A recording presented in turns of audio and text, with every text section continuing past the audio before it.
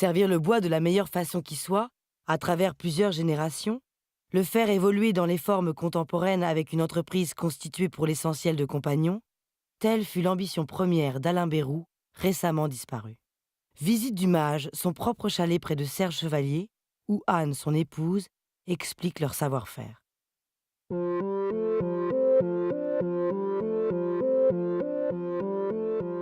On va faire ensemble une visite du chalet, qui est le chalet Mage, qui est un chalet personnel, qui est notre chalet personnel.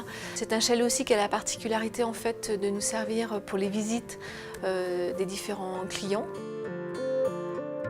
On est sur des architectures assez traditionnelles, hein, l'esprit chalet, montagne, cocooning, sur l'architecture est très présent. Par contre, sur l'intérieur, on a une demande de modernité qui est de plus en plus forte et qui va se jouer sur des petites touches, des petits détails. Enlever les plaintes, on a des choses très épurées sur le travail du bois.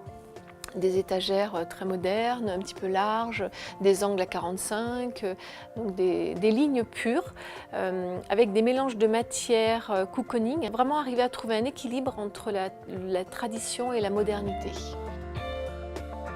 La particularité aussi donc, des chalets Bérou, c'est cette charpente en mélèze, hein, puisqu'en fait on mélange, notre système de construction mélange le système poteau-poutre et le système ossature bois.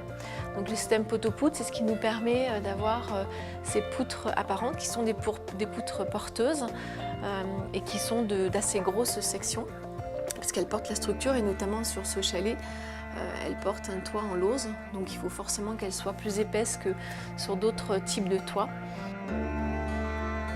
Chaque expérience est différente, chaque projet est unique. Et du coup, c'est vrai que ça permet aussi aux compagnons des chalets Bérou d'avoir des expériences complètement différentes à chaque réalisation. Les jeunes arrivent en tant que soit, je dirais, stagiaires, donc ce sont des jeunes qui sortent de l'école qui ont juste un CAP. Donc ils font leur formation et au bout de 3-4 mois, ils peuvent être adoptés, c'est-à-dire, je rentrais un peu la technique des compagnons pour être aspirants. Il y a des charpentiers, des couvreurs et des menuisiers. Donc ces jeunes vivent au sein de la maison de l'Argentière, donc des compagnons de l'Argentière. Donc leur formation, elle se fait donc déjà au sein de l'entreprise ou des entreprises et au sein de la maison des compagnons. On constitue par projet en fait une équipe de partenaires différents. Donc que ce soit l'équipe de travail, hein, menuisier, charpentier, couvreur, tout dépend aussi de la spécificité du projet. Et on va chercher des architectes différents, des partenaires différents, des fournisseurs différents, en fonction du besoin du client, des attentes et de ce qu'il recherche. Ouais, donc là on est dans l'espace détente remise en forme, qui est un espace vraiment très demandé aujourd'hui par la clientèle, hein. Un produit après-ski un petit peu indispensable aujourd'hui dans les chalets. Donc avec un produit qui est un peu un intermédiaire entre une piscine et les bains remous, hein, puisqu'on est sur un spa de nage. On l'a traité ici avec de l'ardoise au sol et surtout avec un mélèze qui est brut de sciage. Aujourd'hui, les familles sont éparpillées, les gens travaillent dans 4 coins du monde en fait.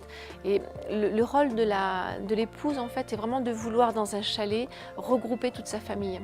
Faire en sorte que pendant les vacances de Noël, de février, tout le monde ait envie de revenir au sein de la famille pour passer des moments agréables et des souvenirs surtout qui feront que souvent en fait les parents essayent de refaire vivre à leurs enfants ce qu'eux ils ont vécu à la montagne dans un chalet souvent.